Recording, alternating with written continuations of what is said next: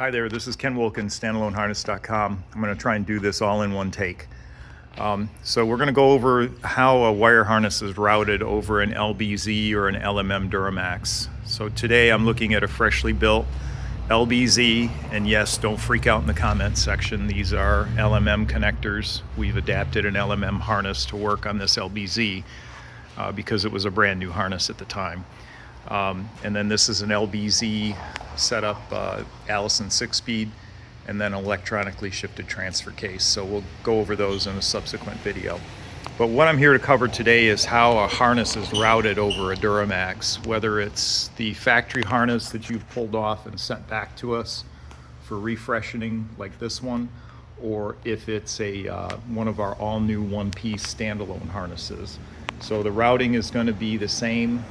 It's always intended to basically route over the middle of the motor. We don't route them around the back like LS. There's a lot of hot piping there. There's really nothing on the back of the motor that gets any type of electrical connections. So everything that's happening is in the middle of this engine here. So I'm going to start with identifying some locations for you. So at the front of the motor, driver's side, injector 2, 4, 6, 8. Note that the injectors connectors are different between LMM and LBZ. Depending on the harness that you have, we can make them fit if needed. So heading down, you got glow plug 2, 4, 6, 8. And then further down on the engine, hiding behind the oil filter adapter, is the oil pressure sensor. Now that on a factory harness has a jumper that runs along here like this, and then it sneaks behind the bracketry on the front of the motor, comes up, pops out, and connects into this short little stub sticking out of the main upper harness. It's a 6-pin connector. So yeah, when you call and you're saying your engine oil pressure connector doesn't reach, it's because this jumper is missing from your engine somehow. So the next thing that we're going to cover here is the glow plug control module, and they're always mounted here, whether it's LMM or LBZ. So they're identical looking on the outside.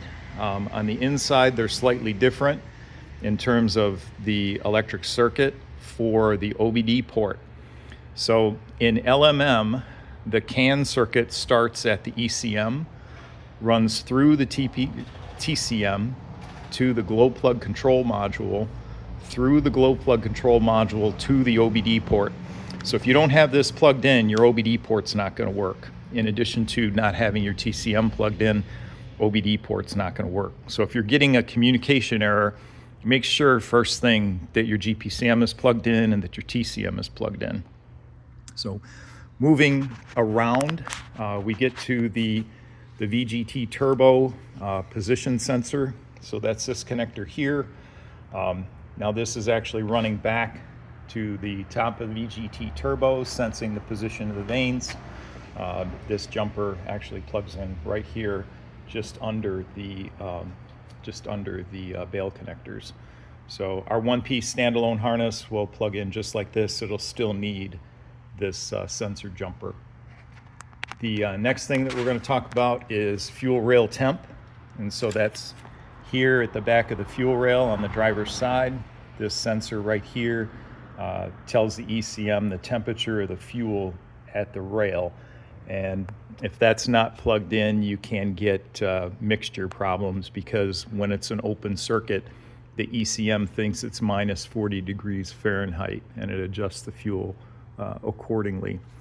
The last thing to talk about on the driver's side of the engine here is fuel pressure regulator. That's down on the back of the CP3. The connector is off to the right there. It's pretty hard to get at, and so what GM did from the factory was they've got this 6-inch jumper plugged into the back of the regulator, and then it comes up and plugs into this 3-pin connector that's basically a short stub coming out of the main harness. So, you know, when you've got your main upper harness and you're wondering why this doesn't reach and plug into, it's because this 6-inch jumper is missing. Actually, the very last thing to talk about on the driver's side of the engine is the map sensor. This one's not plugged in because we don't have any of the tubing on this engine, but this gets manifold pressure, and this will be on your inlet tubes. Moving over to the passenger side.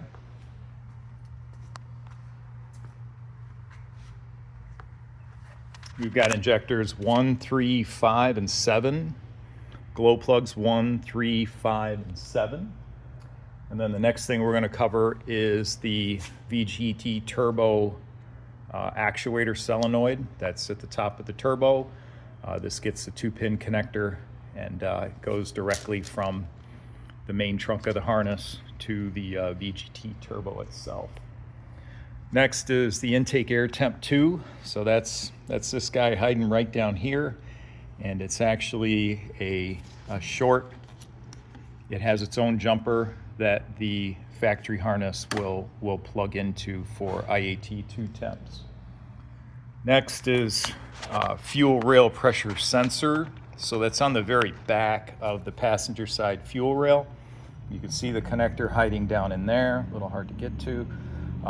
So the factory harness does have a 6-inch jumper on it that plugs into this main connector and then goes back into the main trunk of the harness. So if you're looking at this connector wondering why it doesn't plug directly into the fuel rail pressure sensor, it's because this jumper is missing. Go back to your engine builder and figure out what they did with it. The next one is the alternator, and so this is another difference between LBZ and LMM. The LBZ alternator will have a 4-pin connector. The LMM has a 2-pin connector. Electrically, they're the same. We can adapt and make either one work on either engine.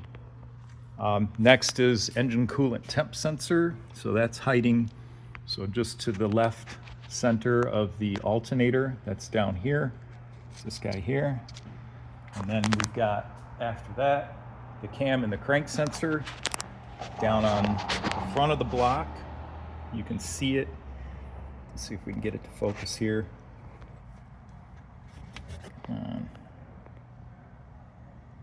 I'm remedial with this camera.